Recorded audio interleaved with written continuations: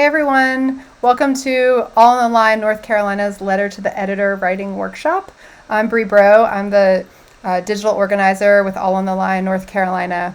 So let's just get started. First, I want to share just a little bit about All in the Line, who we are. We are a 501c4 campaign to bring citizens across every issue to win on redistricting in 2021. We want to raise awareness about how gerrymandering harms our policymaking and provide and encourage opportunities for people to engage in this year's redistricting process.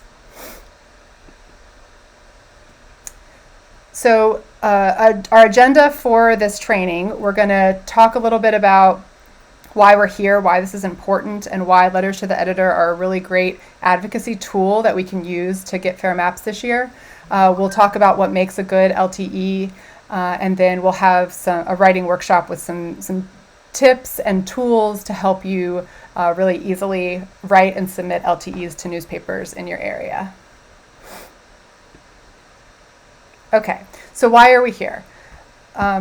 Writing LTEs is a great way to raise awareness about issues that matter to our communities and to let our legislators know that we're paying attention and call on them to make specific actions. So in the example we're using today, we're going to be calling on legislators to schedule public hearings. We are expecting to get the redistricting data from the U.S. Census Bureau sometime in the next week, and they still have not told us when we're going to have public hearings, where they will be. So we're writing our letters to the editor today to call on them to set up those hearings, let us know when they're going to be. But the principles that we're talking about here and the tools that we're using can be applied whether you're writing an LTE now or sometime in October when the maps are being drawn and we're responding to something that's actually happening around the map drawing. Okay, so we're going to talk a little bit first about what makes a good LTE, a little letter to the editor 101. So what is a letter to the editor, first of all?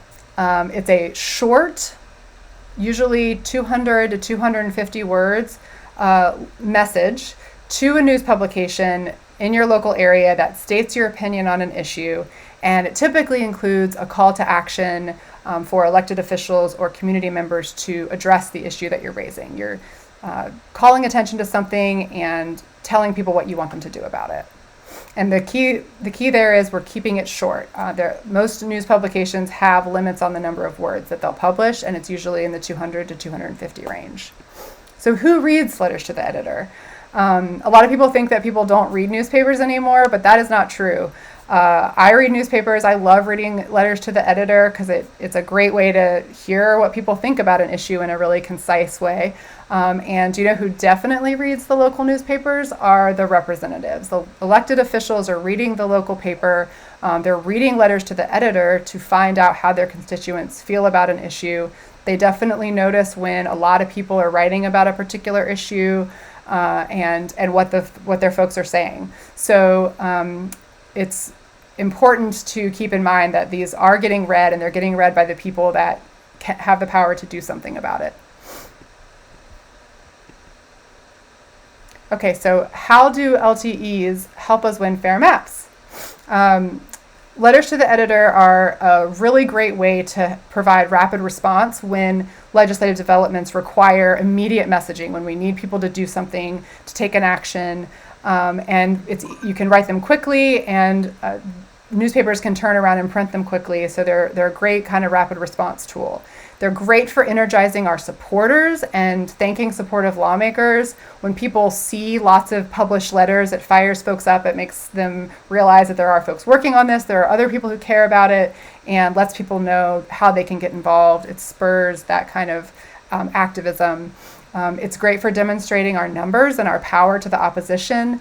Unsupportive lawmakers see the letters and see the level of support for what we're talking about, and that makes a difference. And then they're great for persuading people who are on the fence. You know, there's a lot of folks who might not be paying that much attention or don't really understand the issue, and LTEs can show how an issue affects local people, and they're a great way to get your personal perspective on something across, and that's a really powerful way to convince people and ask them to think about things in a new way.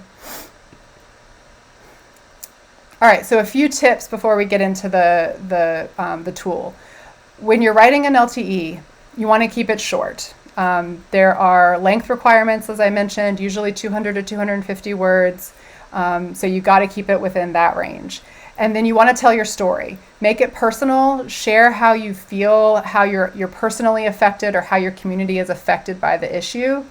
You don't want to get into wonky policy details. You don't want to get into the weeds. This is about really short and concise. Use powerful language. Let people know how you feel and what you want them to do. And so include a call to action or a specific action that you want people to take, whether it's people in your community or your lawmakers. And then finally, make sure to check for proper grammar and spelling. That's always gonna make your writing more powerful. All right, so now I'm gonna share a tool that we have that's gonna help you, assist you to write your letter to the editor and then to get it submitted easily to multiple news outlets. All right, so this is the new mode tool that we're using. It's currently loaded with a template letter on the issue that we're talking about today. So calling on legislators to announce public hearings on redistricting. When you get into the tool, and we'll put the link in the caption on YouTube, so you should be able to just click on that to get here. You got to put your name and your email and your zip code, and then go to the next page. And you'll see on the right panel here, you'll have the newspapers that will pop up are the ones that are going to be geographically closest to you based on the zip code that you put in. If you want to look for other newspapers, you can do that in that top white bar. And then the next window down here is the subject line that will be on the email that gets sent to the editors. You can also edit that. And then we've preloaded a template email here, and what we're suggesting that folks do is click on that box, select all, copy that into a Google Doc or a Word doc, edit it, feel free to edit it a lot. Take out some stuff, add your personal letter, customize it, and if you continue down on this tool, you'll see we're always going to include some suggested talking points, some examples or talking points to consider that you can use to customize the letter and make it your own. And then once you've written your letter, and then you can paste it back into this window here. Once it's all ready to go, you'll just click on this yellow Submit to My Papers button, and that will actually submit your LTE back to All on the Line. We'll have a chance to look at it and let you know if there's anything that, any issues or anything that we see. We won't change anything that you've written, but we'll just double check that it looks ready to be submitted. And then in this case, we'll be submitting all at once around the time that the redistricting data drops, and then going forward, we'll just go ahead and submit any letters that you write to your papers, and it's really easy. Okay.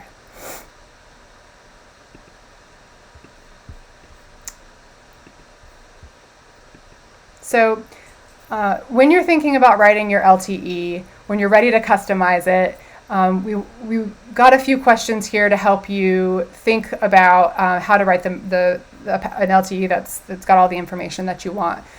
So number one to think about is, who is your rep or senator in the legislature? Are they on the redistricting committee? If they are in particular, and even if they aren't, you might want to consider naming them in your letter, especially if they're on the committee and you want them to do a specific action like what we're talking about now.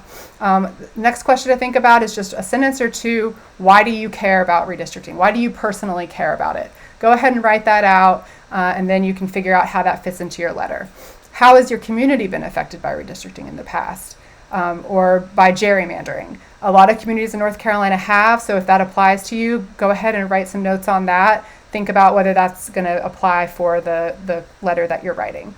And then, what issues are you most concerned about? What does your community need? When we're thinking about redistricting this year, it comes down to what are the issues that are affecting us, and what are the resources that we're going to need from our government in the next 10 years. So thinking about that might help you craft a letter that is personal and relevant for your community to read about. And then finally, what can people in your community do to fight for fair maps, whether you're asking for the legislators to do something or just people in your community. These are just questions to think about to help you customize a letter that's really powerful. And I find it's helpful to kind of like think through those things and write out some notes first, and then you've kind of got something to work with as you're writing your letter.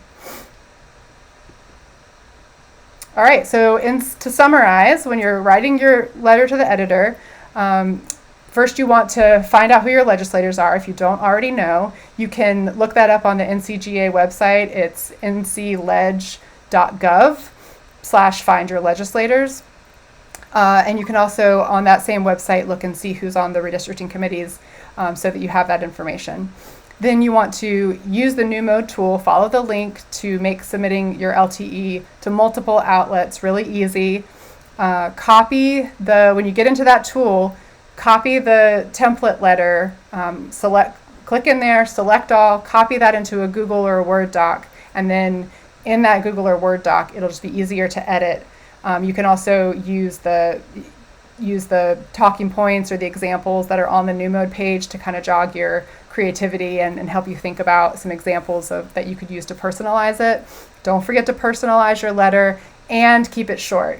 I personally tend to write a lot and then edit it down a lot, and that's how I do it, but you might have a different process.